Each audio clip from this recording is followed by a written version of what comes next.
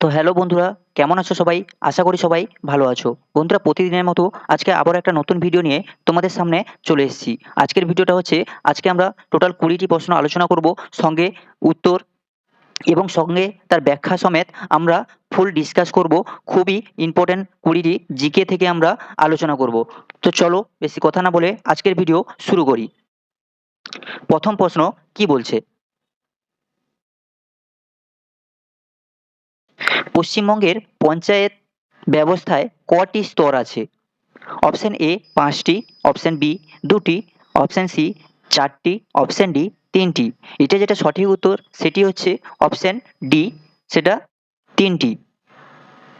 কি বলেছে? পশ্চিমবঙ্গে ত্রিস্তর বিশিষ্ট পঞ্চায়েত ব্যবস্থা প্রচলিত রয়েছে। ১৯৭৩ সালে পশ্চিমবঙ্গের পঞ্চায়েত আইন অনুযায়ী এই ব্যবস্থা গঠিত হয়। এই ৩টি স্তর হলো: সর্বনিম্ন স্তর হচ্ছে গ্রাম পঞ্চায়েত বা গ্রাম স্তরে, মধ্যবিত্ত স্তর পঞ্চায়েত সমিতি, এছাড়া সর্বোচ্চ স্তর জেলা পরিষদ বা জেলা স্তর। তাহলে পশ্চিমবঙ্গের পঞ্চায়েত ব্যবস্থা কটি স্তর? ৩টি স্তর রয়েছে। ১ গ্রাম পঞ্চায়েত, ২ পঞ্চায়েত সমিতি, ৩ জেলা পরিষদ। দ্বিতীয় প্রশ্ন, রাজ্যসভার সদস্যগণকে নির্বাচিত করেন? রাজ্যসভার সদস্যগণকে কে নির্বাচিত করেন? অপশন এ জনগণ, option B Lok Sabha, option C বিধানসভার নির্বাচিত সদস্যগণ, অপশন ডি বিধান পরিষদের নির্বাচিত সদস্যগণ। এটা যেটা সঠিক উত্তর সেটা হচ্ছে বিধানসভার নির্বাচিত সদস্যগণ। অর্থাৎ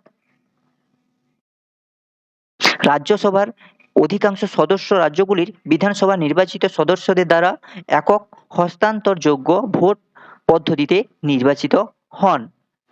রাজ্যসভার সদস্যগণ কে নির্বাচন করেন? বিধানসভার নির্বাচিত সদস্যগণ।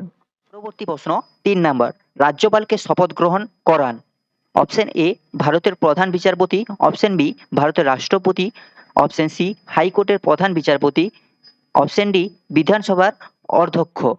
এটা যেটা সঠিক উত্তর সেটা হচ্ছে অপশন সি, হাইকোর্টের প্রধান বিচারপতি। Governor of an Indian state কে সংশ্লিষ্ট রাজ্যের chief justice of the high court শপথ গ্রহণ করান? অর্থাৎ হাইকোর্টের প্রধান বিচারপতি রাজ্যপালকে শপথ গ্রহণ করান। পরবর্তী প্রশ্ন, নিচের কোনটি ভারতীয় সংসদের অধিবেশন নয়? গ্রীষ্মকালীন অধিবেশন, শীতকালীন অধিবেশন, বর্ষাকালীন অধিবেশন, বাজেট অধিবেশন। তো এটা যেটা সঠিক উত্তর, ভারতীয় সংসদের অধিবেশন নয়, গ্রীষ্মকালীন অধিবেশন হচ্ছে ভারতের সংসদের অধিবেশন নয়। ভারতীয় সংসদে সাধারণত বছরে ৩টি প্রধান অধিবেশন অনুষ্ঠিত হয়। সেগুলি হলো বাজেট অধিবেশন ফেব্রুয়ারি থেকে মে মাস, বর্ষাকালীন অধিবেশন জুলাই থেকে সেপ্টেম্বর মাস, অপশন এবং শীতকালীন অধিবেশন নভেম্বর থেকে ডিসেম্বর। সংবিধানের গ্রীষ্মকালীন অধিবেশন নামে কোনো নির্দিষ্ট অধিবেশন উল্লেখ করা বা প্রচলন নেই। তাহলে আমরা কি কি অধিবেশন জানলাম? শীতকালীন অধিবেশন, বর্ষাকালীন অধিবেশন, বাজেট অধিবেশন। পরবর্তী ১৯৩০ সালে মহাত্মা গান্ধী আইন অমান্য আন্দোলন শুরু করেন। সেবাগ্রামে, ডান্ডিতে, সবরমতীতে, ওয়ার্ধাতে। অর্থাৎ এটা যেটা সঠিক উত্তর সেটি হচ্ছে ডান্ডিতে। ১৯৩০ সালে ১২ই মার্চ থেকে ৬ই এপ্রিল পর্যন্ত মহাত্মা গান্ধীর নেতৃত্বে সল্ট মার্চ অনুষ্ঠিত হয়। তিনি ডান্ডিতে পৌঁছে লবণ আইন ভঙ্গ করেন এবং সেখান থেকেই আইন অমান্য আন্দোলন সূচনা হয়। তাহলে ১৯৩০ সালে মহাত্মা গান্ধী আইন অমান্য আন্দোলন শুরু করেন ডান্ডিতে। বারদৌলি সত্যাগ্রহ এর নেতা ছিলেন সর্দার বল্লভভাই প্যাটেল, মহাত্মা গান্ধী, বন্ধুভাই অর্থাৎ বন্ধুভাই যে প্যাটেল, মহাদেব দেশাই। তো এটা যেটা সঠিক উত্তর সেটা হচ্ছে সর্দার বল্লভভাই প্যাটেল বারদৌলি সত্যাগ্রহের নেতা ছিলেন। ১৯২৮ সালে বারদৌলি সত্যাগ্রহ এর নেতৃত্ব দেন সর্দার বল্লভভাই প্যাটেল। এই আন্দোলনের সাফল্যের জন্য তাকে সর্দার উপাধি দেওয়া হয়। কাকে সর্দার উপাধি দেওয়া হয়েছিল? সর্দার বল্লভভাই প্যাটেলকে। কেন দেওয়া হয়েছিল? এই আন্দোলন অর্থাৎ বারদৌলি সত্যাগ্রহ আন্দোলনের সাফল্যের জন্য তাকে সর্দার উপাধি দেওয়া হয়েছিল।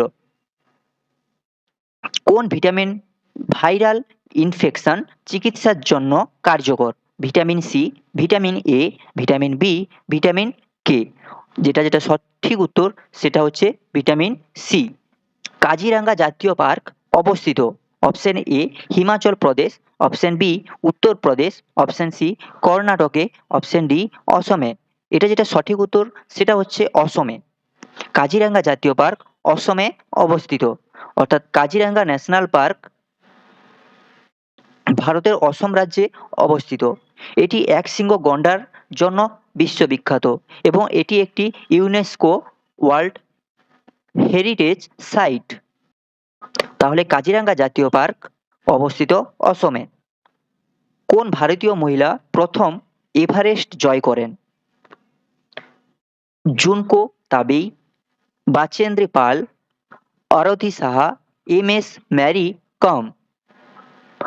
যেটা সঠিক উত্তর সেটা হচ্ছে বচেন্দ্রী পাল প্রথম ভারতের এভারেস্ট জয় করেন। 1984 সালে মাউন্ট এভারেস্ট শৃঙ্গে আরোহণ করে প্রথম ভারতীয় মহিলা হিসাবে ইতিহাস গড়েন। পরবর্তী, ভারত এবং শ্রীলঙ্কার মধ্যে কোন প্রণালী অবস্থিত? বেরিং প্রণালী, হরমুজ প্রণালী, পক প্রণালী, মালাক্কা প্রণালী। যেটা সঠিক উত্তর ভারত ও শ্রীলঙ্কার মধ্যে যে অবস্থিত সেটা হচ্ছে পক প্রণালী। যেখানে পক প্রণালী ভারতের তামিলনাড়ু উপকূলে, শ্রীলঙ্কা উত্তর উপকূলের মধ্যে অবস্থিত। এটি ভারত মহাসাগর ও বঙ্গোপসাগরে জলরাশিকে সংযুক্ত করে। কে না পক প্রণালী ভারতের তামিলনাড়ু উপকূলে ও শ্রীলঙ্কার উত্তর উপকূলের মধ্যে অবস্থিত। এটি ভারত মহাসাগর ও বঙ্গোপসাগরে জলরাশিকে সংযুক্ত করে। পরবর্তী, কোন শিল্পকে উদীয়মান শিল্প বলা হয়? পাট শিল্প, বয়ান শিল্প, পেট্রোকেমিক্যাল শিল্প, চা শিল্প। যেটা সঠিক উত্তর সেটা হচ্ছে পেট্রোকেমিক্যাল শিল্প। কি বলেছে? যে শিল্প দ্রুত বিকাশ লাভ করে এবং ভবিষ্যতে ব্যাপক সম্ভাবনা রাখে তাকে উদীয়মান শিল্প বলা হয়। পেট্রোকেমিক্যাল শিল্প কে প্লাস্টিক, সিনথেটিক ফাইবার, সার, রাবার সহ বহু গুরুত্বপূর্ণ পণ্য তৈরি হয়, তাই এটিকে উদীয়মান শিল্প বলা হয়। এছাড়াও পাট শিল্প হচ্ছে ঐতিহ্যবাহী শিল্প, বয়ন শিল্প হচ্ছে প্রাচীন শিল্প এবং চা শিল্প হচ্ছে কৃষিভিত্তিক শিল্প। পরবর্তী প্রশ্ন, ম্যানোমিটার যন্ত্রের দ্বারা চাপ মাপা হয় জলের, তেলের, গ্যাসের, বায়ুমণ্ডলের। যেটা সঠিক উত্তর সেটি হচ্ছে গ্যাসের চাপ মাপা হয় ম্যানোমিটার যন্ত্রের সাহায্যে। তাহলে অপশন সি সঠিক উত্তর। কি ব্যাখ্যা কি বলেছে? ম্যানোমিটার হলো এমন একটি যন্ত্র যা সাধারণত গ্যাস বা আবদ্ধ তরলের চাপ পরিমাপ করতে সাহায্য করে। তাহলে ম্যানোমিটার যন্ত্রের সাহায্যে চাপ মাপা হয়। পরবর্তী, কাজিরাঙ্গা জাতীয় পার্ক অবস্থিত হিমাচল প্রদেশ, উত্তরপ্রদেশ, কর্ণাটক, অসম। তো কাজিরাঙ্গা জাতীয় পার্ক হচ্ছে অসমে অবস্থিত। কাজিরাঙ্গা ন্যাশনাল পার্ক ভারতের অসম রাজ্যে অবস্থিত। এটি একশৃঙ্গ গন্ডারের জন্য বিশ্ববিখ্যাত, ইউনেস্কো ওয়ার্ল্ড হেরিটেজ সাইট হিসাবে স্বীকৃত।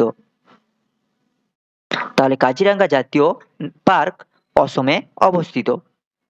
পরবর্তী প্রশ্ন, কলকাতার হিন্দু কলেজ কে প্রতিষ্ঠা করেন?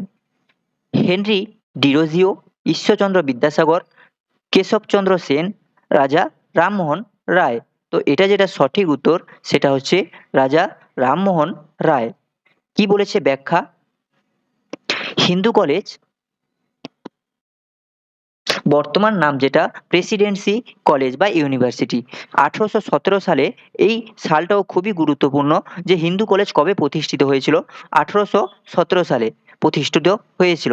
রাজা রামমোহন রায় গুরুত্বপূর্ণ ভূমিকা পালন করেন। আধুনিক শিক্ষার প্রসারে তার অবদান অসামান্য। তাহলে হেনরি ডিরোজিও কি কলেজ? হিন্দু কলেজের শিক্ষক ছিলেন, প্রতিষ্ঠাতা তিনি ছিলেন না। ঈশ্বরচন্দ্র বিদ্যাসাগর শিক্ষাবিদ ও সমাজ সংস্কারক তিনি ছিলেন। কেশবচন্দ্র সেন ব্রাহ্ম সমাজের নেতা ছিলেন। পরবর্তী 15 নাম্বার, কলকাতায় মেট্রো রেল পরিষেবা চালু হয় কত সালে? 1984 সালে, 1981 সালে, 1975 সালে, 1979 সালে। এটা যেটা সঠিক উত্তর অপশন এ, 1984 সালে কলকাতায় মেট্রো রেল পরিষেবা চালু হয়। কলকাতা মেট্রো রেল ভারতের প্রথম মেট্রো রেল। মেট্রো রেল অর্থাৎ কলকাতায় মেট্রোর প্রথম পরিষেবা 24শে অক্টোবর 1984 সালে এসপ্লানেড থেকে ভবানীপুর, বর্তমান নেতাজি ভবন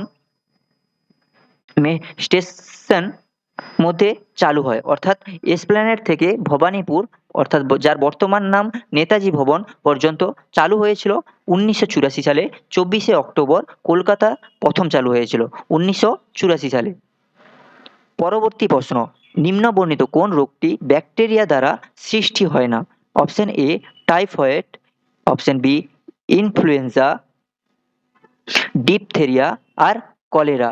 তাহলে কোনটা ব্যাকটেরিয়া দ্বারা সৃষ্টি হয় না? সেটা হচ্ছে option number B influenza. Bacteria দ্বারা সৃষ্টি হয় না।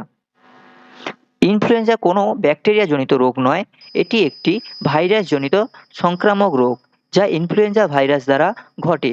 বাকি তিনটি রোগ টাইফয়েড, ডিপথেরিয়া এবং কলেরা ব্যাকটেরিয়া কারণে হয়ে থাকে।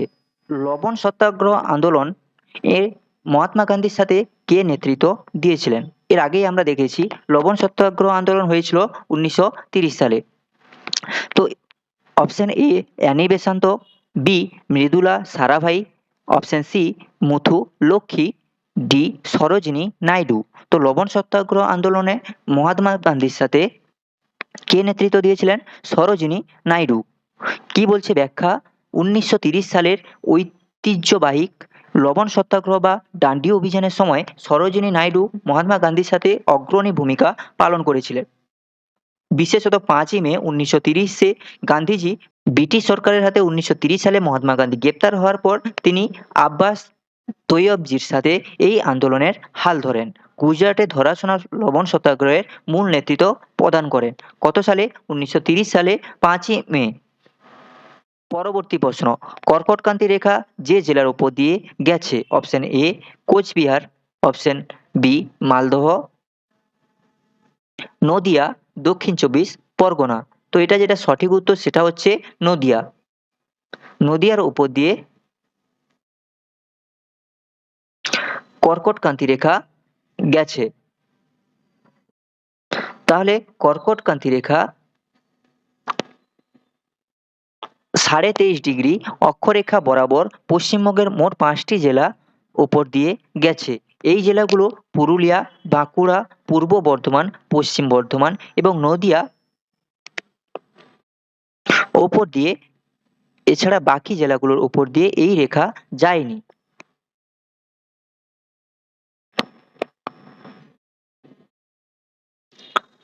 পরবর্তী, বক্সা ব্যাঘ্র সংরক্ষণ প্রকল্প পশ্চিমবঙ্গের কোন জেলায় অবস্থিত?